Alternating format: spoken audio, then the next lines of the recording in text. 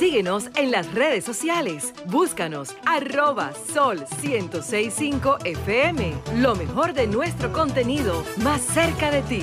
Sol 106.5. Una estación RCC Miria. Ahora las 8:51. Buenos días, Jonathan. Adelante. Muy buenos días, República Dominicana. Saludos para todos los hombres y mujeres de trabajo que nos escuchan a través de esta Sol 106.5 FM. Saludos para el equipo de producción, a Lea, que no la veo, pero debe estar por ahí también trabajando por la vía virtual, y a todo el panel. Un abrazo para los dominicanos y dominicanas que nos sintonizan desde diferentes partes del planeta, desde la plataforma de RCC Media. La escuela primero. La escuela primero, la educación primero. Es una consigna que le he propuesto varias veces a directivos de la ADP, de la Asociación Dominicana de Profesores, porque le conviene a los profesores y le conviene al país priorizar la educación pública, priorizar un discurso y una práctica de un gremio que le dé importancia, visibilidad a la necesidad de mejorar la educación antes que a sus propósitos legítimos como gremio. Porque ya los dominicanos conocen y ya saben que todos gremios se constituyen para defender los intereses del participante. Pero como la educación es un derecho fundamental, cae muy mal que cada vez que se pronuncia a la ADP sea solamente para defender los intereses de los participantes de la ADP y no un discurso que priorice la escuela. Y la escuela como sistema, como espacio para la educación pública, gratuita y de calidad, como debería ser en cualquier estado democrático de derecho. La escuela primero en esta coyuntura, esa debió ser la consigna, pero parece que la ADP se ha desconectado de la situación de lo que está ocurriendo en el país y en el mundo. No es la política, ni siquiera el gobierno. Es el principal gremio de científicos médicos del país el que ha dicho que a los niños les conviene más estar en la escuela que en su casa. Que hay niños enfermándose en la casa por la falta de actividad. Es la ciencia la que dice, y los estudios ahora lo están hablando, que la educación a distancia no está cumpliendo con los objetivos que se le han asignado a esta modalidad. En Europa, neurocientíficos permanentemente están haciendo campaña promoviendo la desconexión de los niños de las pantallas. Claro. Neurocientíficos, para que haya un espacio de formación, de educación, de interacción, porque el ser humano asume conocimiento hasta con los gestos. El gesto de un maestro educa, enseña, comunica. El ambiente, la interacción con otros niños, educa, comunica. Así es. Los conocimientos no se asumen de manera unilateral como un relámpago. Es un ambiente, es un contexto. El ambiente de la reflexión solamente, compartida, colectiva, es una gran cantera de conocimiento. Entonces la presencia en la escuela es fundamental. Y es también la ciencia, la técnica, el estudio el que dice que nosotros tenemos un atraso histórico en la formación de nuestros estudiantes. La economía que más crece, una de las economías que más crece en América Latina, los niños no saben leer. Es verdad. Y no es que no saben leer porque saben más de tecnología o porque son mejores en YouTube o en las redes sociales. No. Es que no tienen los conocimientos mínimos y a nivel de tecnología tampoco sabemos de nada. En comparación con otros países que saben leer, hacen deporte, tienen espacios de recreación y son los principales cerebros tecnológicos del mundo. Así es. Como en Europa. Y científicos de la matemática, de la física, doctores en diferentes áreas. Es lo que dice la técnica. La escuela debe ir primero en esta coyuntura. No para favorecer a un sector político o a otro, o para favorecer al gobierno. Es porque se ha demostrado que los niveles de mortalidad están reducidos. Y dice el colegio médico, los médicos de este país, los que atienden a los niños y a los adultos y a los jóvenes, que es más conveniente que el niño esté en la escuela que en su casa. Especialmente estos niños pobres que no tienen ningún tipo de alternativa. Así es. Y también entonces la escuela primero, señores de la ADP. Es cierto, hay que proteger a los agremiados, sin duda. Pero la educación... Pero las sociedades médicas son las sociedades científicas. La dirección ejecutiva del colegio médico no es una dirección científica, es una dirección política. Pero el peso científico lo tienen las sociedades médicas. Que y están adscritas al colegio médico. Pero las sociedades médicas, pero las sociedades médicas como la pediátrica y la infectológica sugirieron que no, pero lo sugirieron fue por 2 o 3 días. La escuela primero, Lenchi, porque las enfermeras, están trabajando. Pero nadie para los niños pobres y para los niños primera. Yo tengo, por ejemplo, una sobrina que la escuela primero. Y hablé con ella. Porque los médicos están trabajando. Los de ella están en clase. Sí. La escuela primero porque los médicos están trabajando. Sí. La escuela primero porque los farmacéuticos están despachando a cientos de personas. La escuela primero porque los policías están en la calle. La escuela primero porque aquí hay choferes que están cargando gente en guagua y en carro. La escuela primero porque los servicios básicos están todos funcionando. ¿Por qué no la escuela? Hay un ¿Por problema. qué no la escuela? Hay un problema nada más. Y es que hay escuelas que no están todas. Vamos a poner que vamos a poner que hay escuelas que no están, pero ¿y por qué las que están preparadas no se da clase? Estoy de acuerdo, ahora sí. ¿Por qué las que están preparadas no se da clase? El que el ministerio y si se tenemos ocupe porque hoy a una sociedad. Pero la ADP te dice que tiene 10.000 profesores con manifestaciones de COVID. Bueno, si quedan 5, que den clase los 5. Los 5. Es lo que te digo. Si quedan 5, que den clase los 5. Porque un solo niño. Bebiendo cerveza, no, espérate. Tú no vas a hablar mal así de lo más. No, tampoco así. Tampoco así. Que esto es muy grave. Sí. A un solo niño que el Estado. Porque la educación dominicana, ese 4% hay que revisarlo porque es una porquería. El asunto es que si hay 10.000 con COVID, no era en la escuela que estaban. Claro. Entonces no es en la escuela que se están contagiando. Pues ellos no estaban en la escuela y se están contagiando. Esto es demasiado grave para decir cualquier cosa. A un solo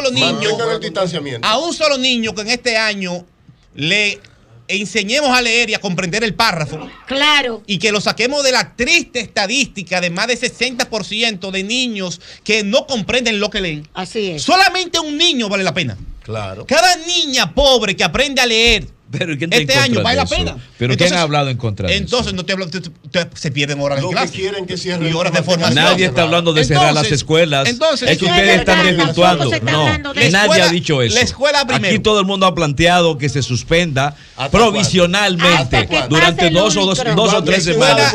Pero eso se puede recuperar posteriormente. ¿Quién dice que no? Los virus pasan. Los virus siempre están. No, los virus entran y salen, es verdad. Los virus entran y salen. No es cierto que están siempre. Tienen ciclo de mayores contagios, pero los virus no se van. Pero ustedes no pueden hablar pendeja, porque cuando comenzó esta vaina de la pandemia, ustedes en el Congreso decían que era mentira toda esa vaina. La escuela y que no había que hacer nada. Que era real. No, hombre, la escuela dije que la escuela había que mantener. Que tú es política en esta vaina. La escuela pero tampoco le luce a ustedes la posición. La escuela primero, la escuela primero. Porque es lo que le conviene a los niños y a las niñas en este momento. Es lo que está pasando en otras partes del mundo. Estamos entre los países que más perdieron clases en la pandemia. Los médicos, eso lo he estudiado. Los profesores de Francia también se van a huelga mañana. Entonces, los profesores de Francia. Entonces, otra cosa es al ADP, que eso lo he advertido varias veces, porque formo parte de la corriente magisterial, tengo muchos aliados ahí, participo, promuevo la corriente Juan Pablo Duarte, esa corriente, y tengo vínculos con muchos sectores, muchos actores del ADP. Los sectores gremiales en República Dominicana están en la sartén puesto. Aquí hay una permanente campaña de rechazo al gremialismo y una satanización y una promoción de lo individual y la eliminación de los espacios colectivos.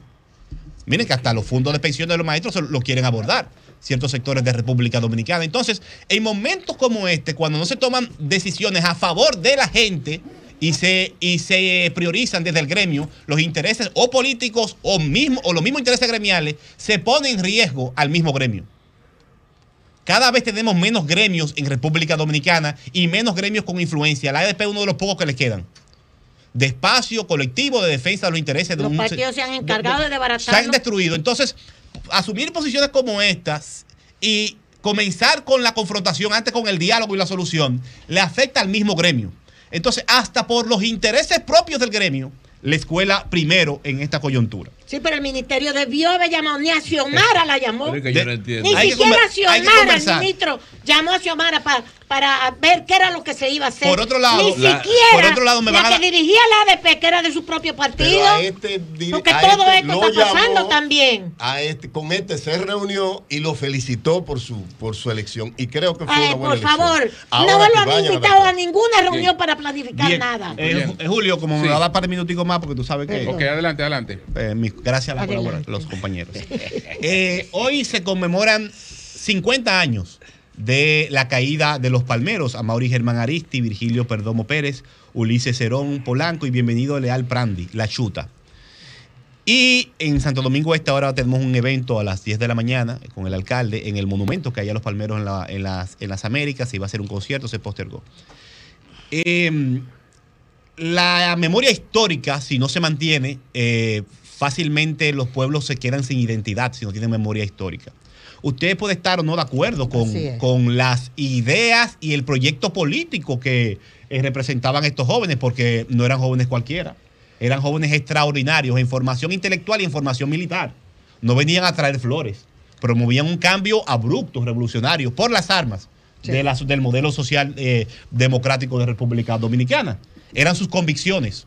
Pero eran las convicciones de la época. Una vez ya listos, rodeados, apresados, el Estado decidió, el poder militar y el poder político decidió en 1972 eliminarlos totalmente. Estaban armados ciertamente, pero lo que hizo el gobierno fue utilizar todos los instrumentos militares posibles para aplastarlos. Los acribillaron. Los rodearon y los acribillaron a los palmeros. No hubo otra. Entonces, eso en esa época y antes de esa época no era ni siquiera ni en la guerra frontal regular, eso está permitido. Especialmente cuando un enemigo está a los pies ya del adversario. No está permitido. O sea, es hasta un crimen de guerra lo que ocurrió con los palmeros. Recordamos esta gesta, la esencia de lo que movía a estos jóvenes, que era una sociedad más justa, tenían unos mecanismos que quizás usted no puede estar de acuerdo con ellos, la vía, pero la manera en que fueron acribillados no era una manera correcta ni legítima en ese momento ni ahora. Entonces, hoy en Santo Domingo Este se va a recordar los palmeros, pero quiero, a propósito de los palmeros, dar mi idea de lo que debe ser la izquierda en República Dominicana. No hay otra vía en este contexto histórico que no sea la democrática. Y la democrática de las elecciones. Hay que llegar al poder a través del voto. Entonces, hay que tener pendiente los ejemplos del pasado, pero hay que construir una alternativa progresista, un proyecto progresista con las herramientas del presente. Y eso se hace participando de los debates públicos, de la construcción, llevando propuestas y siendo parte de la agenda de la gente, no necesariamente de la agenda mediática, de la agenda de la gente. Entonces, organizando a la gente como lo hizo Juan Bosch. Juan Bosch no utilizaba marcos estigmatizados. Él mismo creaba sus propios marcos y sus propios términos. El PLD es un partido netamente de izquierda, formado con una concepción de izquierda. Fue formado con una concepción de partido de izquierda de cuadro para la liberación. El centralismo democrático. Y la propuesta de liberación de Juan Bosch no era liberalismo.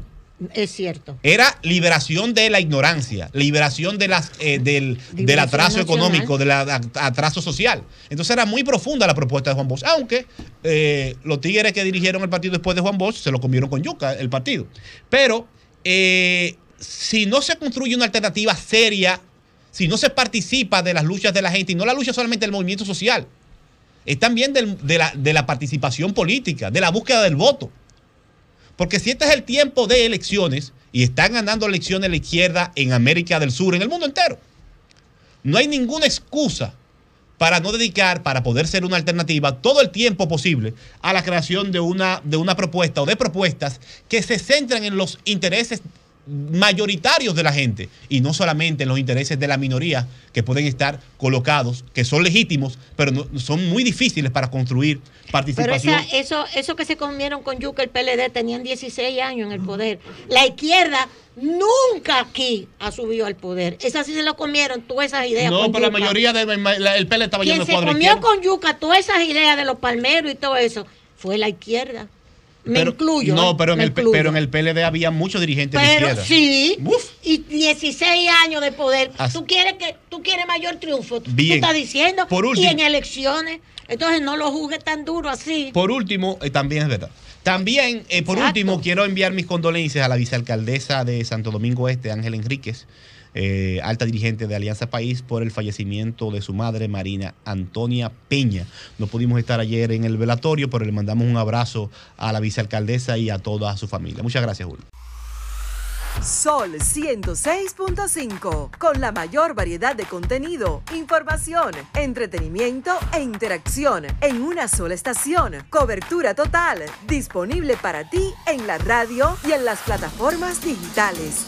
Somos Sol 106.5, la más interactiva.